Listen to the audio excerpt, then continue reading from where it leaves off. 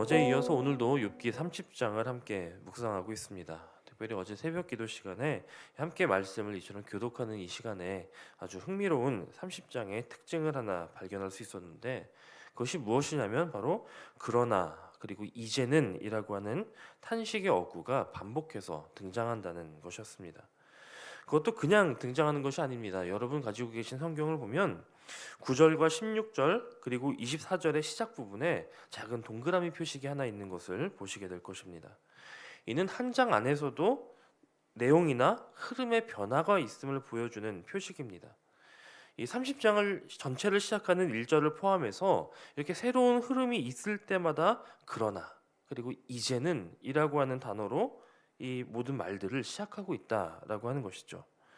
여러분, 그러나와 이제는 이라고 하는 이 접속사는 어느 때 사용하는 표현이죠? 이 앞선 내용의 반전을 의미하는 표현입니다. 앞의 내용은 이러했지만 이제는 달라졌다. 그러나 이제는 그렇지 않다라고 하는 표현을 쓸 때에 사용하는 접속어이죠. 확실히 욥기 30장은 앞선 29장과는 그 어조나 분위기뿐만 아니라 내용도 달라짐을 보게 됩니다. 앞서 욥은 과거 하나님과의 친밀한 관계가 중심이 되었을 때에 자신에게 주어졌던 은혜와 복으로 말미암아 자기가 다른 이들을 어떻게 대하고 어떻게 섬겼으며 또 그들에게 자신의 축복의 통로가 되었던 때를 회고합니다. 그리고 그때를 그리워하지요. 그러나 30장에 들어와서 이제는 욥이 한탄하고 있는 내용은 그 앞선 장에서와는 정반대로 사람들과의 관계가 무너지고 오히려 그들로부터 외면받고 조롱받는 그런 지금 작금의 현실에 대한 토로였고, 더 나아가서 자신의 이 괴로움은 하나님으로부터도 외면을 받는 것처럼 느끼는 이 하나님과의 관계마저도 끊어진 것처럼 느껴지는 그것으로 인해 받는 괴로움이었다는 것입니다. 마치 죄 없으셨던 우리 주님께서 사람들로부터 외면받고 조롱당하신 끝에 고난 가운데 십자가에 돌아가시며 엘리 엘리 라마 사박다니, 나의 하나님 어찌하여 나를 버리시나이까 라고 외치셨던 그 모습이 떠오르는 그런 상황이라는 것이죠. 욥은 지금 자신의 생명이 녹고 있는 것 같으며 또 밤낮으로 온몸의 뼈가 쑤시고 아픔이 가라앉지 않는 것 같은 그런 고통 속에 있음을 탄식하지만, 그를 정말로 힘들게 하고 있는 것, 그를 지금 더욱 괴롭게 하고 있는 것은 바로 하나님께서 지금 그런 상황에 있는 욥에게 응답하시지 않으신다라고 하는 것이었습니다. 부르짖어도 하나님이 대답하지 않으시고 아무리 기도해도 하나님이 돌아보시지 않는 그것이 바로 욥을 더욱더 힘들게 하는 점이었다는 것이죠. 하나님이 욥에게 응답하시거나 아니면 돌아보시기는커녕 욥은 지금 하나님이 나를 대적하시고 나를 치셔서 나를 마침내는 수월로, 즉 죽음으로 그를 인도하실 것이다 라고 탄식하고 있는 것입니다. 하나님이 나를 대적하신다, 나를 막으신다, 어떤 이유에서인지 나를 괴롭히신다 라고 하는 이 고백은 당연히 잘못된 고백일 수밖에 없습니다. 하지만 우리는 살면서 때때로 이와 같은 고백을 하게 되는 때가 있습니다. 뜻하지 않은 고난을 만날 때, 아니면 내가 의도하지 않았던 결과를 맞이할 때, 심지어 나는 이런 일을 당할 만한 이유를 잘 모르겠으며 오히려 나는 하나님 앞에 신앙생활을 제대로 했다, 올바로 했다라고 생각되어질 때 우리는 이와 같은 현실 앞에서 이런 고백을 할 때가 있습니다. 욥이 처한 상황이 지금 이와 같은 것입니다. 욥은 그가 앞장에서 이야기했던 것처럼 고통 가운데 있는 사람들과 또 빈궁한 자들을 보고 함께 울며 그들을 긍휼히 여기고 그들에게 도움을 주는 삶을 살았기 때문입니다. 왜냐하면 그런 삶이 하나님께서 원하시고 기뻐하시는 경건한 삶이었기 때문입니다.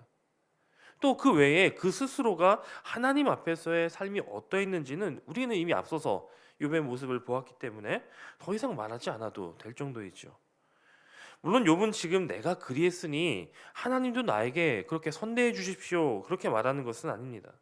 하지만 적어도 내가 이처럼 힘들고 고될 때 왜 나를 도와주시지 않는가, 그런 탄식을 하고 있는 것입니다. 여러분, 아무리 굳건한 사람이라고 해도요, 한순간에 생각이 그를 사로잡아서 그 사람을 와르르 무너뜨리는 순간이 있습니다. 어느 한 곳을 건드렸더니 혹은 어느 지점에 그의 생각이 닿았더니 와르르 무너져 내리는 그 지점이 있다는 것이죠. 지금까지 그가 겪었던 육체적인 고난, 그의 가족에게 닥쳤던 모든 고난, 그의 재물을 잃어버렸던 그 많은 고난 속에서도 욥은 잘 버텨왔습니다. 하지만 그의 생각이 하나님이 나를 대적하신다, 하나님이 나를 돌아보지 않으신다, 하나님을 이해할 수 없다, 거기까지 이르게 되자 욥의 마음과 생각이 무너져 버리고 만 것입니다.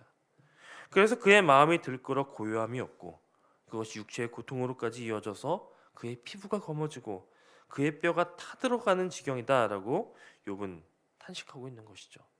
참으로 서글프고 듣기만 해도 고통스러운 그런 탄식입니다.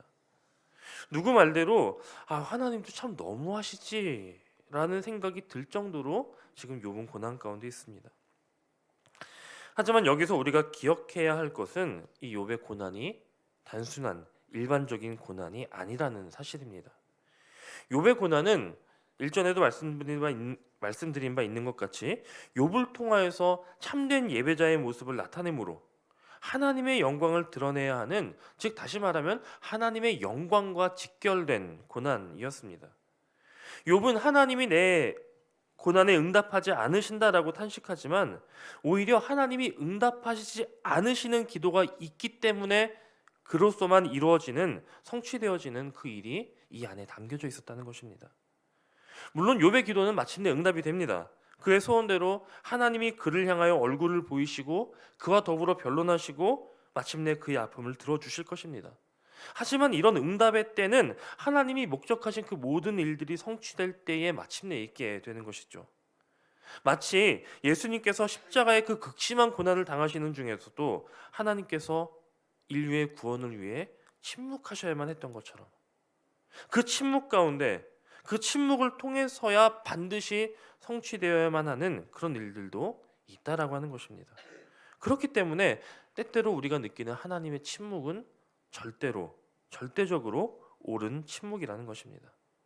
비록 우리가 다 알지 못하고 우리의 기준과 우리의 생각과 다를 뿐 하나님은 늘 옳으시고 늘 신실하십니다. 그리고 이와 같은 경우는 오늘을 살아가는 우리들에게도 다르지 않습니다.